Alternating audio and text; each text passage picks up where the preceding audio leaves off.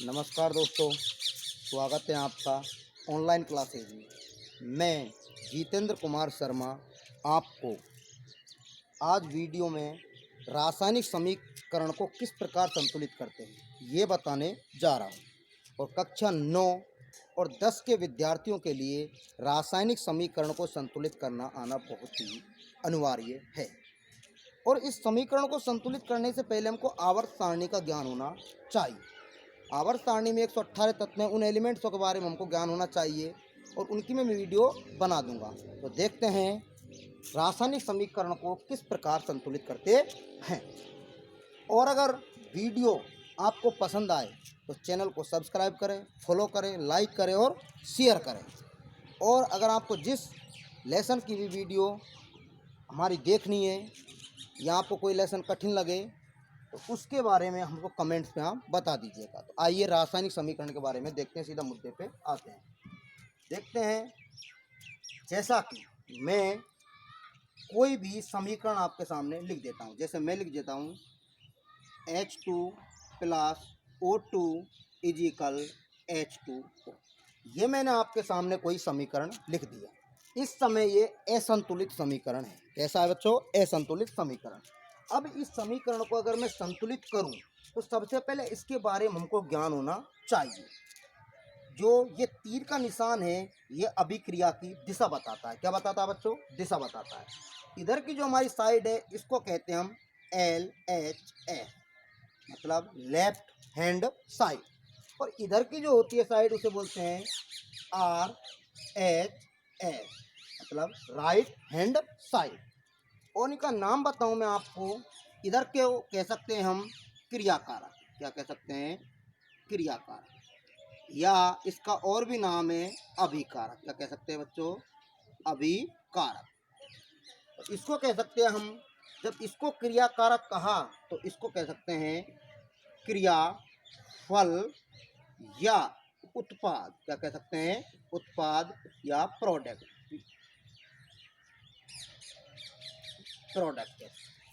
तो समझ में आ गया होगा आपको।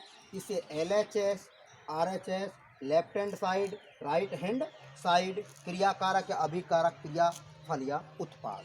कहने का मतलब है रासायनिक अभिक्रिया में भाग लेने वाले वे पदार्थ जिनको तीर के निशान के बाईं तरफ लिखा जाता है उन्हें बोलते हैं क्रियाकारक या अभिकारक। और जिनको दाईं तरफ लिखा जाता है उन्हें बोलते हैं क्रियाफल या उत्पाद। तो देखते हैं, कोई समीकरण है असंतुलित को संतुलित करते हैं। कैसे करेंगे? सबसे पहले ये एक समूह है, ये दो समूह, ये अलग से समूह। ये एक समूह है तो इसको लिख देंगे हम H। ये अलग से एक घर मान के चलो तो ये हाइड्रोजन, H को बोलते हैं हाइड्रोजन। हाइड्रोजन कितने हैं यहाँ पे? 2। Very good. बीच में प्लस का निशान है, मतलब समूह अलग है। और ऑक्सीजन कितने हैं यहाँ पे बच्चों? 2, मतलब ये अलग समूह है। इधर देखते हैं, तीर का निशान तो अभिक्रिया की दिशा बताता है। अब देखते हैं इधर हाइड्रोजन कितने हैं? 2। और ऑक्सीजन कितने हैं बच्चों? 1। ऑक्सीजन के पीछे को कुछ लग रहा है? 1 2 2 3 4 ऐसा, खाली अकेला ही ऑक्सीजन है। तो देखते हैं इसको संतुलित किस प्रकार करेंगे। तो ये पूरा ग्रुप एक है, मतलब समूह एक है, तो इसको ऐसे। अब हम संतुलित करने का मतलब है दोनों तरफ के परमाणुओं को समान करेंगे। क्या करेंगे बच्चों? दोनों तरफ के परमाणुओं को समान करेंगे। क्या लग रहा है, क्या नहीं लग रहा? फिक्स है। संतुलित करने के लिए आप दिमाग में बैठा लो, या तो 2 लगेगा, या 3 लगेगा, या 4 लगेगा, या 5 लगेगा। तब तक आप मल्टीप्लाई करते रहना जब तक आप दोनों तरफ से समान परमाणु आपको नहीं मिल जाए। तो देखते हैं हम, इधर हाइड्रोजन कितने हैं? 2। इधर हाइड्रोजन कितने हैं? 2। इधर ऑक्सीजन कितने हैं? 2। इधर ऑक्सीजन कितना है? 1। अब ये तो हमारे पास समान थे, लेकिन मुझे ऑक्सीजन को समान करना है। अब मैं क्या करूं कि ऑक्सीजन भी 2 हो जाए, क्योंकि इधर की साइड कितना है? 2। तो मैं इसको किससे मल्टीप्लाई कर दूंगा? 2 से। 2 2 कितने हो जाएंगे बच्चों? 4। और 2 एकम 2। अब ये नहीं है, इनके कोई मान नहीं है, ये हो गए। हमारे पास हाइड्रोजन भी कितने हो गए? 4। और ऑक्सीजन भी कितने हो गए? 2। अब आप ये कहते गुरुजी हमको हाइड्रोजन तो पहले से ही 2 थे, आपने 4 क्यों किया? हमको ऑक्सीजन को केवल संतुलित करना था। नहीं बच्चों, पूरा जो समूह है ये एक ही घर के सदस्य हैं, तो हमको सबको ही क्या करना होगा, मल्टीप्लाई करना होगा। अब मिलाते हैं, देखो इधर हाइड्रोजन कितने हैं, 2, इधर हाइड्रोजन कितने हो गए, 4। तो मैं क्या करूं कि हाइड्रोजन में कितने हो जाने चाहिए, 4, किससे गुणा कर दूंगा, 2 से। हाइड्रोजन में कितने हो जाएंगे मेरे पास, 4। अब देखते हैं, हाइड्रोजन 4, हाइड्रोजन 4, ऑक्सीजन 2, ऑक्सीजन 2। जिससे मैंने गुणा किया, मल्टीप्लाई किया, उसको इनके आगे लिख देना। तो इस समूह को 2 से गुणा किया तो मैंने आगे 2 लिख दिया, और इसको मैंने 2 से गुणा किया, इसको 2 लिख दिया। जी दोस्तों, ये हमारा समीकरण संतुलित हो चुका है। आपको समझ में आ गया होगा अच्छी तरह से। ये क्या हो गया, 2H2 plus O2 is equal 2H2O। ये क्या हो गया, हमारा समीकरण संतुलित होगा। आइए और अगला एग्जाम्पल देखते हैं।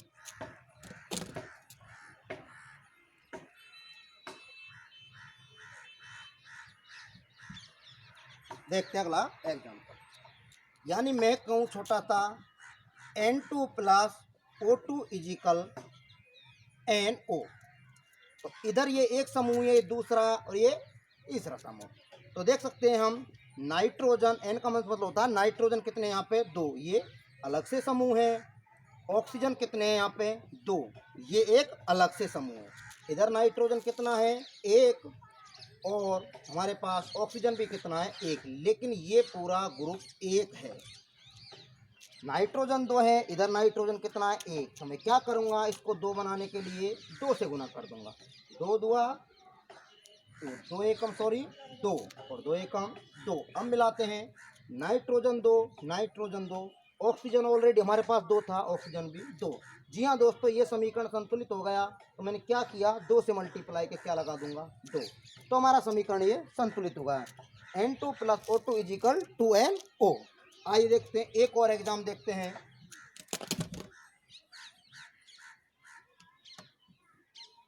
देखते हैं,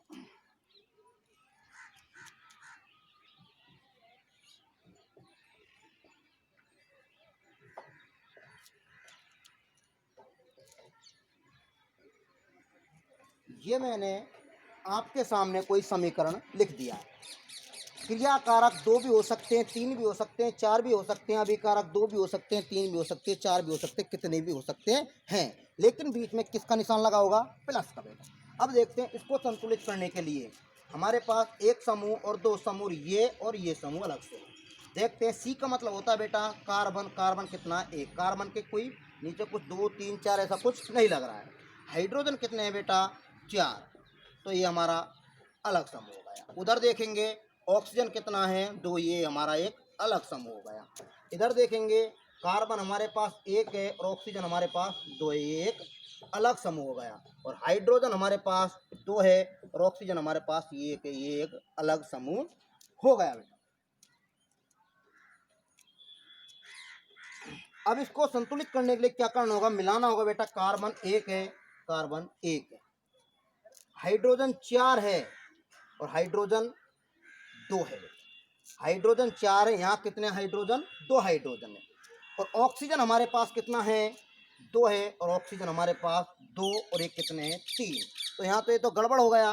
तो हम कार्बन तो कार्बन से मिल गया, लेकिन हाइड्रोजन कितने, 4, और यहाँ हाइड्रोजन कितने, 2। तो मैं क्या करूँ कि हाइड्रोजन भी मेरे पास 4 हो जाए, किससे गुणा कर दूंगा, 2 से। 2 दुआ 4 और 2 एकम 2। अब देखते हैं, carbon 1, carbon 1, hydrogen 4, hydrogen 4, oxygen 2, और ऑक्सीजन हमारे पास 2, तो ये और 2 ये कितने हो गए, 4। तो मैं क्या करूँगा, ऑक्सीजन भी 4 हो जाए, किससे गुणा कर दूंगा, 2 से। ये भी ऑक्सीजन कितनी हो गई, 4। जी हाँ दोस्तों, देखते हैं, कार्बन 1, कार्बन 1, ऑक्सीजन 4, और ऑक्सीजन हमारे पास 2, सॉरी हाइड्रोजन 4, हाइड्रोजन 4, और ऑक्सीजन 2 और 2 4, और ऑक्सीजन मेरे पास कितने हो गए, 4। जी हाँ दोस्तों, ये समीकरण हमारा क्या हो गया, संतुलित हो गया। अब देखते हैं, जैसे गुणा किया वैसे उठा के लिख देंगे। पहला क्या, ग्रुप किसी से गुणा किया, नहीं किया। दूसरा किया बिल्कुल, किससे किया, 2 से। तो मैं आगे क्या लगा दूंगा, 2। इसको किया, नहीं किया। इसको किया, किससे, बिल्कुल किया, किससे किया, 2 से। तो समीकरण हो जाएगा CH4 plus 2O2 is equal CO2 plus 2H2O। ये हमारा समीकरण संतुलित हो गया दोस्तों। अब मैं, अगर वीडियो समझ आ गई हो तो आपको एक समीकरण आपको खुद को अभ्यास के लिए देता हूँ, इसको आप खुद कीजिएगा और समझ नहीं आए और आप पे संतुलित नहीं हो तो खुद कमेंट में लिख के हमको बता दीजिएगा। मैं एक आपको समीकरण देता हूँ बच्चों।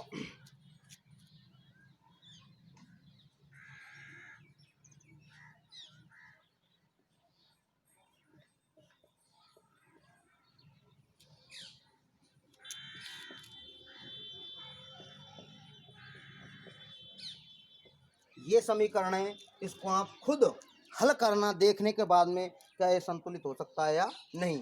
इसके बदले में थोड़ा बता देता हूँ आपको। जैसे ये लिखा मैंने CaOH का होल टू वाइज। इस होल टू वाइज का मतलब है यहाँ पे ऑक्सीजन भी कितने हैं, 2, और हाइड्रोजन भी कितने हैं बच्चों, 2। क्योंकि ये होल 2 लग रहा है, ये बता रहा है, इस कोष्टक के बाद में लग रहा है, तो मतलब है ऑक्सीजन भी कितने हैं, 2, और हाइड्रोजन भी कितने हैं, 2, और कैल्शियम यहाँ पे कितना हो जाएगा, 1। एक है बेटा, इधर से देखो आप, CaNO3 का होल टू वाइज, इसको हम देखेंगे। यहाँ पे कैल्शियम कितना है, 1। अब मैं NO3, N का मतलब होता है नाइट्रोजन, नाइट्रोजन कितना है, 1। और ऑक्सीजन, सॉरी, नाइट्रोजन कितने हैं, 2, नाइट्रोजन कितने हैं, 2, और ऑक्सीजन कितने यहाँ पे, 3 तो ऑलरेडी पहले से थे और बाद में और लग रहे हैं, तो उसको मल्टीप्लाई कर देंगे, 3 दूआ 6, तो ऑक्सीजन कितने हो जाएंगे, 6। जी हाँ दोस्तों, समझ आ होगा। अब इसको देखने के बाद में इस समीकरण को खुद आप हल करना, देख करके क्या इसको आप संतुलित कर पाते हो नहीं। आज की क्लास में दोस्तों इतना ही, और बाकी आपको किसी सब लेसन में अगर दिक्कत हो कमेंट में ज़रूर बताइएगा। Best of luck, thank you.